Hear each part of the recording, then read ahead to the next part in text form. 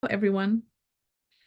I want to focus on sensory processing today. I know that in the beginning of my YouTube journey, I gave several different YouTube shorts on the developmental pathways model that we use at our center, a total approach, and that I train on through the Maude Academy. Today, by request from some of you, I'm going to give a short synopsis of sensory processing and its contribution to development. As most of you will be aware of, sensory processing is neurobehavioral. It's or also called neurobiological. It is innate within us as we are developing in utero and are preparing for birth, and then from birth after, our growth process before the brain myelinates by the ages of 6 to 7, and then we keep building skill thereafter. It's innate in us to use sensory systems. Without sensory systems, we can't move, we can't see, we can't look, we can't hear. So, but it is also how we adapt to the sensory information. So yes, it is how I register information, process that information, organize the information, and then execute on that information. That whole process would be part and parcel of sensory processing. So when we look at Fisher and Bundy and what they say about the sequence of adaptive behavior, the first rung ladder that they stop at is the question of arousal. That our sensory systems are very involved in keeping us at an even keel pace of arousal all day so we can get our jobs done, we can get our schoolwork done, and that we're not really fluctuating between hyper and then going low again, and that we're not doing that fluctuation between those two states, but that we can stay in an even state to get the job done what we need to get done. That is very much part of sensory processing. We also want to think about perception. How do we perceive information? How do we take it in? Am I seeing the same square that you're seeing, or is mine more rectangular? Is that more oval, or is that an actual circle? What is my perception of the information I'm taking in? And then once I have arousal and I have perception, then I can actually fast forward to attention. Now, when you look at Posner's research on attention, we'll talk more about that at another short. There's more layers in between. But let's say we'll go with attention. But that attentive process is built on those arousal levels and perceptual levels. And then once I have attention that I'm paying towards the stimuli, I can think of modulating it on a level that I can keep my attention, my focus, keep putting information in my working memory, and then keep acting on them as well. And then we also want to think about processing the input and to action on it, and then to reprocess that input back into our own bodies of our own action as well. So there's a number of different processes involved in the whole area of processing. You need to consider sensory processing when you see a child, a client, a person, a family member struggle with things like, we know he's smart, but why doesn't he show it? We know she's capable and she's got lots and lots of ideas, but why isn't she able to do X, Y, and Z, from reading academics to partaking in the social piece? You want to think about that. But also just socialization. When you see kids struggle, that they have everything they need to have, but they can't break into a conversation. They cannot hold a conversation. They want to boss the conversation with things that they want to talk about. They want to make the conversation be about their thoughts and their ideas, having a very difficult time seeing the thoughts and feelings of others, maybe even not seeing that the others have lost interest in what he has to say. And just the whole piece about being in a group and not being able to time the conversation well. This one's talking about the movie from last Saturday, and that one is talking about what it's reminding him of from another movie. And then this one is going off topic on movie at all, but I'm still at the first person speaking, right? Keeping the pace, keeping the timing and the rhythm, keeping all those thoughts together in multitasking way. Social can be very, very daunting and very overwhelming. Look at sensory processing. And then, of course, motor behavior. When we see incoordination, they're just not going to catch that ball, are they? Right? So you want to look at these signs and symptoms and then say, maybe I should look at sensory processing. It's behavioral, it's cognitive, it's also emotional. Kids who are having meltdowns and meltdowns and meltdowns, there may be a mental health reason, but there may also be that their sensory systems are not completely okay with giving them the information they need for the mental health piece to fall and to land on a body that gets it, right? And of course, behaviors like rigidity, inflexibility, my way, no other highway. Um, um, it's all about them. They feel so self-centered for you.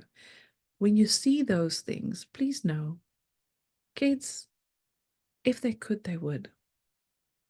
And so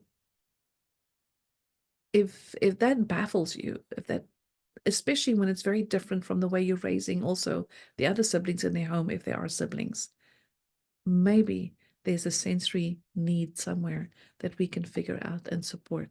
Because sensory processing, you can deal with it. You can work with it. You can change the plasticity of the brain. So when we talk about sensory modulation in OT literature or sensory processing literature, we're talking about that just right balance. So, for example, if I'm putting my foot on the gas in the car and I'm pushing it down, I'm accelerating the car, that's my that's my arousal system that we call the sympathetic nervous system. And so I'm pushing it down. Now I know if I keep pushing it, I'm going to go over the speed limit or I'm going to crash, right? So the way I inhibit that urge to push down is to pull back my foot, and that's my parasympathetic system. So between my sympathetic arousal and my parasympathetic inhibition, I can keep the car on the road at 60 miles per hour, right? That is a just right balance that I'm acting there. Now, our nervous system, more particularly our autonomic nervous system, operates very much in a similar way. The problem is that certain sensory systems may cause more or less of it. And it's very tricky to sometimes figure out which systems are the triggers for too much or too little, right? And both ends of the spectrum needs to meet somewhere in the middle. But then there's the other part of the central nervous system that's more looking at sensory discrimination. And that is the grading with which I move and work and operate in my activities of daily living. Am I too fast? Am I too slow? Am I pushing too hard? Am I pushing too little? Um, that that shades of gray of how much, how little, where are we going to go with, if I want that ball to hit that skittle, how hard must I throw that ball to get there, right?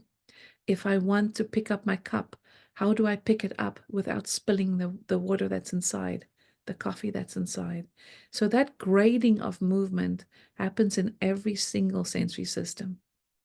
So not only do you look at the arousal level of every sensory system, you also look at how it's discriminating and processing information, which both together can give you a beautiful place of landing so you can build the skill of praxis and then later the executive skill as well.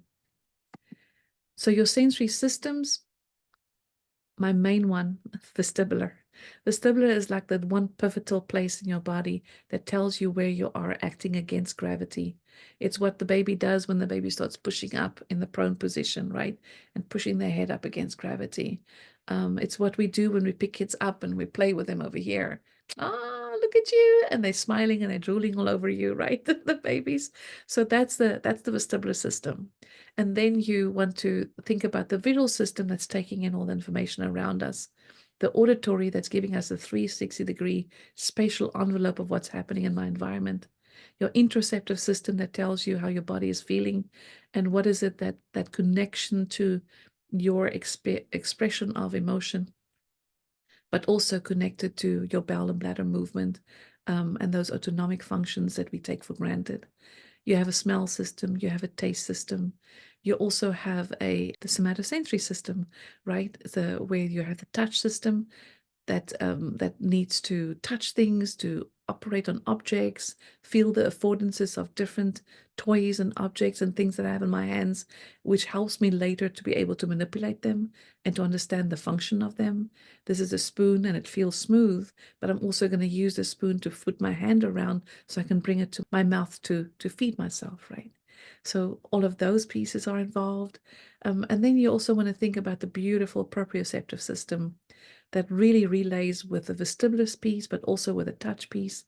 And almost between the vestibular, the probe, and the touch piece, you have that beautiful essence that we call body awareness. So crucial for us to have sufficient body awareness that continuously gives us feedback about where we are so we can use our bodies productively. So I hope I caught all 8 of them, but there's 8 of them that you need to consider in an individual profile. That's so important. And so there are many, many, many skills that I want you to think about that's dependent on sensory processing. From activities of daily living, just grooming yourself, having a toothbrush in your mouth, getting dressed, donning and doffing your shoes, your tying your shoelaces, writing, penmanship, applying yourself to the time of the day. This is morning, this is afternoon. How do I pace myself through it? Executive functions.